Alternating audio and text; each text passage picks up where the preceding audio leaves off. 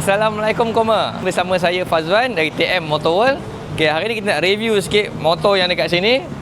Motor baru tapi dia klasik. Mana jumpa kat kedai kita orang ada. Okey.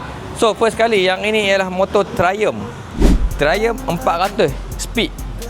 Untuk motor ni kalau zaman 70-an dulu macam boleh saya katakan CB 175 ke 70-an punya motor kan. Dia rupa-rupa ni lah. Tapi yang ini dia tukar teknologi. Kalau korang tengok dekat sini, lampu bulat, meter dia bulat, set mirror bulat, semua nak bulat motor ni. Okey, untuk motor ni mileage dia baru 20,000 km. Untuk harga dia kami jual 21,800 saja. Motor ni tahun 2024. Yang korang dapat macam ni, yang depan mata ni korang ni. So next kita ada kalau yang ini bagi saya dia lebih klasik. Sebab dulu Honda memang ada keluar Hopper ni. So yang ini kita ada dekat sini 2 biji. Okey, 2 biji. Dua-dua motor ni tahun 2024.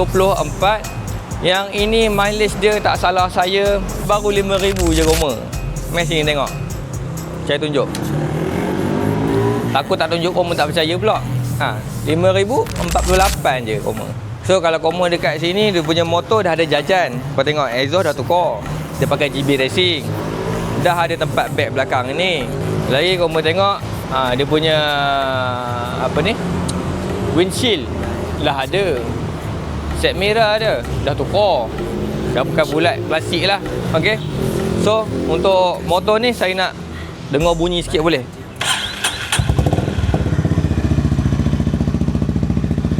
Kita kasih bunyi sikit. Rem sikit.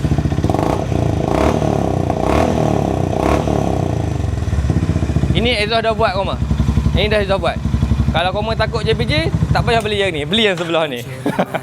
Okey, yang sebelah ni datang dengan exhaust yang standard lah.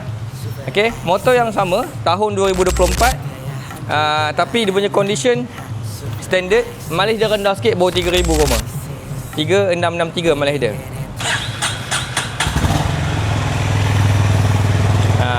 Korang mendengar tak perbezaan dia? Sedap juga. Okay. So untuk kedua-dua motor ni CB350RS, dua-dua motor ni tahun yang sama 2024. Harga yang sama korang. Kami jual 17,800 saja. Boleh ambil dua biji ni, cun lagi macam baru. Okay, next, last kali kita ada Royal Enfield Hunter 350 warna merah korang. Untuk motor ni tahun 2023.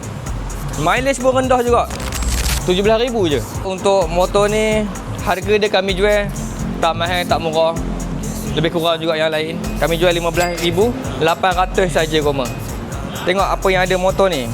Saya tengok motor ni dia datang dengan standard condition lah. Standard condition, exhaust standard. Tapi kalau korang tengok daripada depan, rupa macam baru. Macam tak pakai motornya.